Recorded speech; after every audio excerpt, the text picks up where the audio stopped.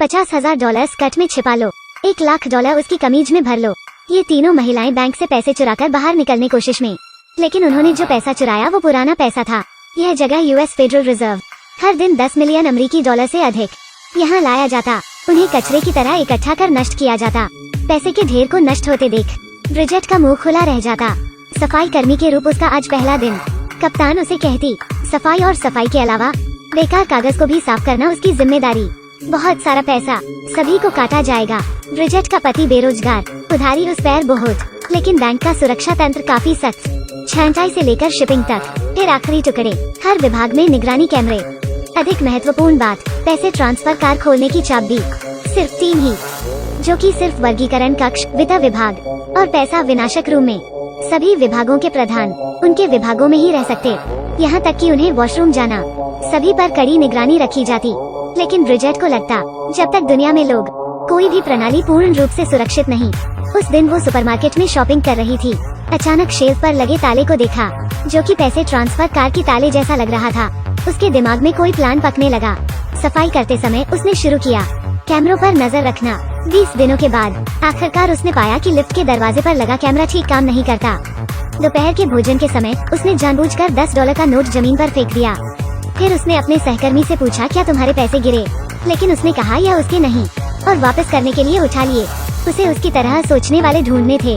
काम के बाद उसने विनाशक रूम की नीना पर नजर बनाए, और तभी उसने बैंक से पैसे चुराने का विचार उसे बता दिया। उसने इनकार कर दिया, क्योंकि नीना एक अकेली माँ। अगर वो पकड़ी गई, उसके दोनों बच्चों को अनाथालय में भेज दिया जाएगा। ब्रिजेट ने तभी बाहर से देखा नीना के बच्चे, उसकी कमजोरी। अगले दिन नीना अलमारी के पास, यह कुछ अच्छे स्कूलों के प्रवेश पत्र बच्चों के लिए, यही एक रास्ता हो सकता है जो नीना मना नहीं कर सकती। नीना तुरंत हाँ कर देती। अगले दिन उन्हें जैकी मिली, जो कि पैसा ट्रांसफर प्रभारी थी। वो बचपन से ही मधुमेह से पीड़ित, महंगी दवाइयों ने उसे परेशान और गरीब बना दिया। तीनों ने टीम बना ली और एक्शन के लिए प्लानिंग करने लग गए, भौहों को छूते हुए। अगले दिन ब्रिजेट ने अपनी सुपरमार्केट की चाबियों को अपनी बेल्ट में छिपा लिया, आसानी से सुरक्षा घेरा पार कर लिया। सब कुछ जाने को तैयार।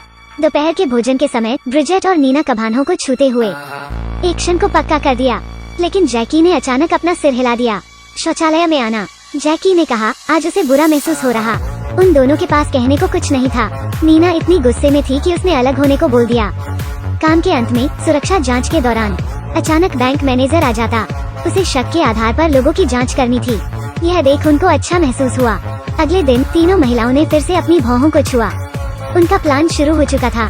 जब ब्रिजेट टॉयलेट की सफाई कर रही थी, चालाकी से चाबी बदल देती, उसी प्रकार से ताला जिसे उसने सुपरमार्केट से खरीदा था।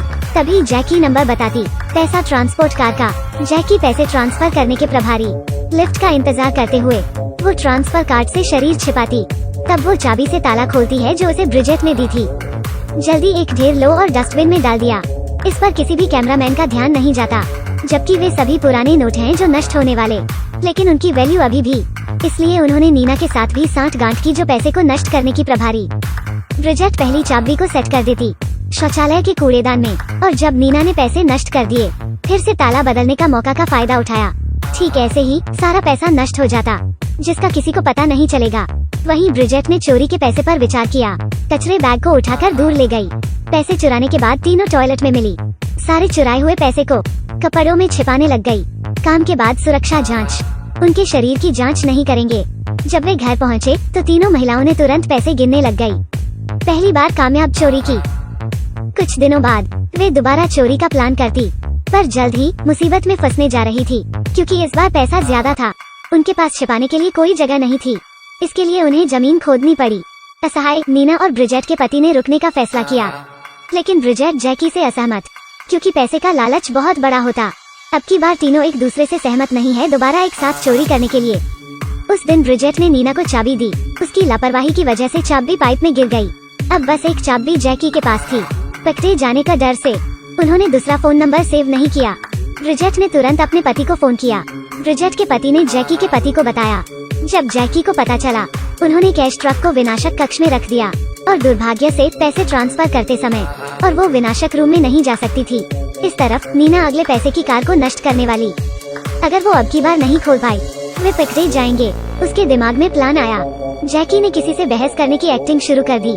चाबी को गम में लपेटकर लिफ्ट में चिपका दिया। ब्रिजेट नीचे साफ करने का नाटक कर रही और गम में लिपटी चाबी उतार लेती। जैसे ही वो निपटान कक्ष में पहुंची, सुरक्षा गार्ड नीना को ताला खोलने में मदद कर रहा। उसे लग रहा था कि चाबी टूट खराब हो गई। ब्रिजेट ने तुरंत उसे जाने के लिए मना लिया। नीना को चाबी दी।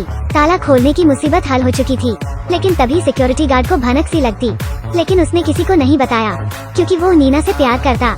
नीना ने तुरंत मेकअप किया, उसके साथ बातचीत शुरू कर दी। आखिरकार उसे एक प्रेमिका मिल गई। अब छांटाई से लेकर विनाश तक के नोट सुरक्षित थे। हर वर्ग के अपने लोग, वे अब निडर थे। अब बस खतरा अचानक चेकिंग से था। वो सुरक्षा अधिकारी अग्रिम रूप से सूचित करेगा, लेकिन लंबे समय के बाद उनका रहन सहन उन पर फेडरल जांचकर्ता को शक होने लगता। ब्रिजेट को भी थोड़ा असहज लगने लगता, लेकिन अब देर हो चुकी थी। अगले दिन जांचकर्ता बैंक जाता, उनकी अमीरी की फोटो लेकर आता, लेकिन दिखावा करने वाले निर्देशक ने इसे स्वीकार नहीं किया। उसने कहा उनकी सिक्योरिटी कोई नहीं तोड़ सकता और जांचकर्ता से पूछा। उसी समय ब्रिजेट के पति पता चला, उन पर नजर रखी जा रही। उन्होंने रात में सबूतों को खत्म करने का प्लान बनाया। नीना ने सारे पैसे आग में जला दिए। ब्रिजेट का पता पैसों को फाड़कर नीचे पाइप में फेंक देता। जैकी और उसका पति पूरे घर को उड़ा देते और पुलिस आ गई। वे सभी गिरफ्तार हो गए थे। सौभाग्य से ब्रिजेट के पास पैसे का एक थैला था। वो पीछे के दरवाजे से भागती। पूछताछ की एक रात तक जैकी ने सब कुछ मान लेती, लेकिन नीना की रिहाई की शर्त पर, क्योंकि उसके 2 बच्चे। तभी ब्रिजेट एक वकील को लेकर आती, क्योंकि जांचकर्ता के पास कोई सबूत नहीं था कि यह पैसा बैंक से चुराया गया और बैंकर को साफ पता था कि ये तीनों पैसे चुरा रहे। लेकिन वो स्वीकार नहीं कर सका क्योंकि वो इतने गंभीर परिणाम सहन नहीं कर सकता था। अब टैक्स अफसर कहता, भले ही पैसा चोरी न हुआ हो, लेकिन उन्होंने टैक्स नहीं भरा, इन्हें जुर्माना भरना पड़ेगा। अंत में उन्हें निर्दोष रूप से रिहा कर दिया गया, लेकिन सारा पैसा जब्त कर लिया गया। वे फिर से गरीब हो गए। 8 महीने बाद ब्रिजेट नीना और जैकी से मिली और वे बाहर जाती, क्योंकि उसकी माँ कहती थी अपने सभी अंडे एक ही टोकरी में कभी नहीं रखना चाहिए। ब्रिजेट को पता चल गया था वे पकड़े जाएंगे जब वे पैसे चोरी करते थे। वो कुछ पैसे उनसे अलग निकाल लेती थी और बार में जाकर छिपा देती थी।